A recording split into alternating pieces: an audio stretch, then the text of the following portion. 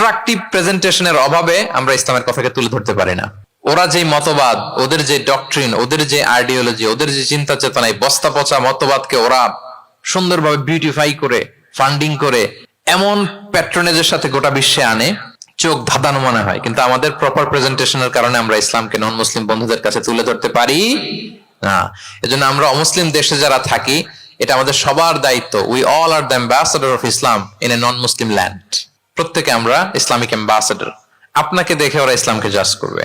আপনি যদি মিথ্যা বলেন তো আপনার গালে দিবে না, বলবে মুসলমানরাই এরকম। আপনি লেনদেনে যদি কারচুপি করেন, বলবে মুসলমানরাই এরকম। এজন্য আপনাকে অ্যাম্বাসেডরের ভূমিকা পালন করতে হবে নন মুসলিম দেশে। এবং নন মুসলিম দেশে স্থায়ীভাবে যদি কেউ থাকতে হয়, তার দাওয়াতের নিয়তে থাকতে হবে। It's a must, I repeat. অমুসলিম দেশে ব্যবসা করতে যাবেন অস্থায়ীভাবে, ওকে। চাকরি, ওকে। চিকিৎসা পারপাস, ওকে। পড়াশোনা, ওকে। কিন্তু স্থায়ীভাবে যদি কোনো অমুসলিম দেশের পাসপোর্ট নিয়ে থাকতে হয়, স্থায়ীভাবে, of course it should be with the intention of দাওয়া। দাওয়াতে নিয়তে থাকতে হবে। যেমনটি রাসূল সাল্লাল্লাহু আলাইহি ওয়াসাল্লাম সাহাবারা ইসলামের সুমহান বাণীকে প্রচার করার জন্য অমুসলিম ভূখণ্ডে ছড়িয়ে পড়েছেন। এজন্য যারা পাসপোর্ট পেয়ে গেছেন সাউথ কোরিয়ার, অথবা এদেশে আছে নাকি সিস্টেম পাসপোর্ট পাওয়ার? আছে?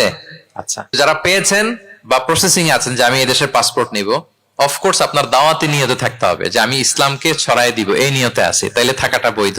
তা না হলে অমুসলিম ভূখণ্ডে কোন মুসলিম স্থায়ীভাবে বসবাস করতে পারবে?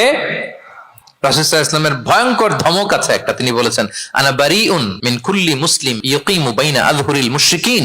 আমি ওই প্রত্যেক মুসলমান থেকে আমি বারি, তার কোনো দায়ভার আমার নাই যে অমুসলিম ভূখণ্ডে মুশরিকদের সাথে থাকে। গভীর হুঁশিয়ারি, সতর্কবার্তা, ওয়ার্নিং। কিন্তু যদি আপনি উইথ দ্য ইন্টেনশন অফ দাওয়াতে নিয়তে থাকেন যে এখানে আমি একটা মসজিদ করব, মসজিদের সাথে লেগে থাকবো, আমার বুদ্ধিস্ট প্রতিবেশীর কাছে আমি ইসলামের সুমহান বাণী পৌঁছে দেব, আমার কলিগদেরকে বুঝাবো দেখো ইসলাম খুব ফ্লেক্সিবল, এটা ন্যাচারাল রিলিজিয়ান, এটা মানবতার ধর্ম, এটা এমন এমন, এইভাবে আমি বুঝাবো, এই নিয়তে যদি আপনি থাকেন, তাহলে আপনি এই দেশে স্থায়ীভাবে থাকতে পারবেন। কথা কি বুঝতে পেরেছেন? এখন অন্যকে ইসলাম বুঝাইতে হলে তো আগে নিজের মানতে হবে নাকি? কথা বলেন। আপনি ইসলামের দাওয়া দিবেন, এখন আপনি নিজেই ইসলাম মানে না, তাহলে হবে? আগে নিজের মানতে হবে, কি বলেন? আগে নিজের ইসলামকে কি করতে হবে? মানতে হবে। আমার প্রিয় ভাইয়েরা, Islam is our identity, Islam is our honour. আমাদের সম্মান হচ্ছে ইসলামে। ওমর ফারুক রাদিয়াল্লাহু তাআলা আনহু বলতেন, নাহনু কওমুন আ'আজ্জানাল্লাহু বিল ইসলাম। আমরা এমন জাতি যে জাতিকে আল্লাহ তাআলা ইসলাম দিয়ে সম্মানিত করেছে। ফাইনি বিতাগাইনাল ইজ্জাতা বিগাইরিহি আযাল্লানাল্লাহ। ইসলাম ছাড়া অন্য কোথাও যদি আমরা সম্মান তালাশ করি, তাহলে আমাদেরকে অপদস্থ করে ছাড়বেন কে? একটাই মনোনীত ধর্ম আল্লাহ তাআলার কাছে, সেটা হচ্ছে ইসলাম। আওয়াজ করে বলুন, সেটা কি? ইন্নাদ দীনা ইনদাল্লাহিল ইসলাম। একমাত্র আল্লাহর কাছে the accepted only one religion to Allah, সেটা হচ্ছে ইসলাম।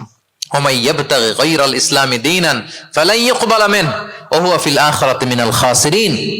ইসলাম ছাড়া অন্য কিছু যদি কেউ তালাশ করে, সেটার সাথে নিজেকে জড়ায়, আল্লাহ তাআলা কবুল করবেন না। That will not be accepted from him in the day of judgment, and he will be loser minal khasirin. সে হবে লুজার, হতভাগা হবে, দুর্ভাগা হবে। তাহলে আমরা যেন ইসলামকে আমাদের শেকড় হিসেবে কনসিডার করি, আমাদের ছেলে মেয়েদেরকে যেন ইসলামী তারবিয়ার উপর আমরা গড়ে তুলি, এবং ইসলামকে যেন আমরা ভেতর থেকে সবাই লালন করি, ধারণ করি, এবং ইসলামের সুমহান বাণীকে যেন আমরা পৌঁছে দেই।